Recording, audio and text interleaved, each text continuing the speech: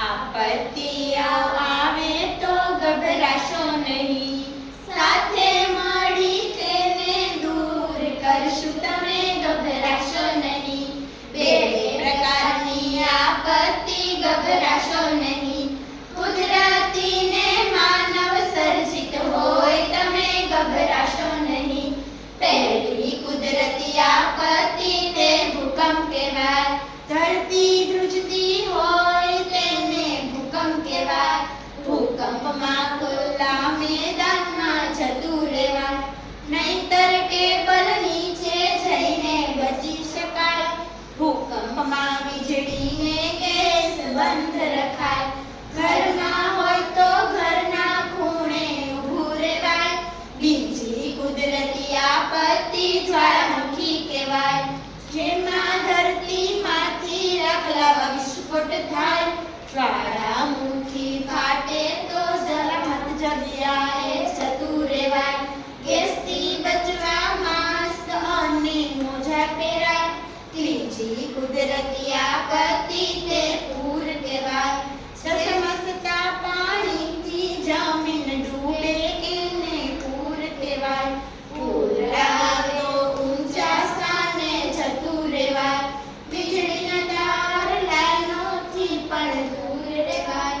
જીવન જરૂરી વસ્તુને પણ સાથે રખાય, રેડિયો ટીવી ફોન સમાચાર જોતું રહેવાય.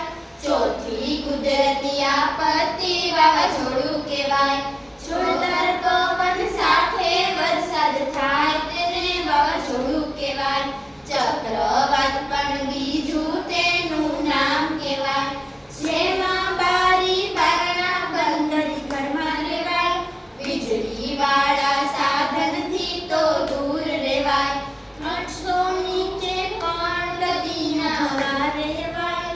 પાંચમી કુદરતી આપત્તિ દુષ્કાળ કહેવાય, વરસાદ ન થાય તેને દુષ્કાળ કહેવાય. દુષ્કાળમાં તો પાણીની બચત કરાય, બને તેટલો પાણીનો સંગ્રહ કરાય. દુષ્કાળમાં એકબીજાની મદદ કરાય, ભૂખ્યાની સેવા માનવ ધર્મ કહેવાય. છઠ્ઠી કુદરતી આપત્તિ સુનામી કહેવાય, સમુદ્રી ભૂકંપથી મોટા મોજા થાય તેને સુનામી કહેવાય. દરિયા કાંઠે દૂર દૂર ભાગી જવાય, ઊંચા વિસ્તારોમાં જઈને બેસી જવાય. સાતમી કુદરતી આપત્તિ મહામારી કહેવાય, ઝડપી ફેલાતા રોગને મહામારી કહેવાય. મહામારીમાં ભીડથી તો દૂર રહેવાય, માસ્ક પહેરી સ્વચ્છતાનું ધ્યાન રખાય. આઠમી કુદરતી આપત્તિ દાવાનળ કહેવાય, જંગલમાં લાગતી અચાનક આગને દાવાનળ કહેવાય. પ્રાણી પંખી વૃક્ષોનું નુકસાન થાય, પવનની વિરુદ્ધ દિશામાં સુરક્ષિત કહેવાય. જંગલમાં તો સિગરેટ બીડી ના પીવાય, આગ દેખાય ફોરેસ્ટ વિભાગને જાણ કરાય.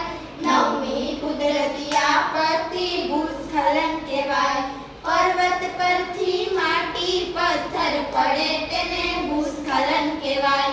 ભારે વરસાદમાં પર્વતથી દૂર ખસાય, ઢાળવાળા વિસ્તારમાં દૂર જતું રહેવાય. દસમી કુદરતી આપત્તિ તીડ પ્રકોપ કહેવાય, ઝાઝા તીડ ખેતર કોલી ખાય તેને તીડ પ્રકોપ કહેવાય. તીડ આવે તો કૃષિ વિભાગને જાણ કરાય, તીડ ભગાડવા થાળીઓ વગાડી અવાજ કરાય. જલ્દી જલ્દી દવાનો છંટકાવ કરાય, પાક સુરક્ષા ઝાડ આવરણનો ઉપયોગ કરાય.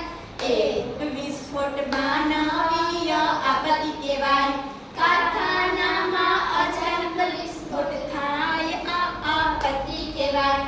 આ સમયે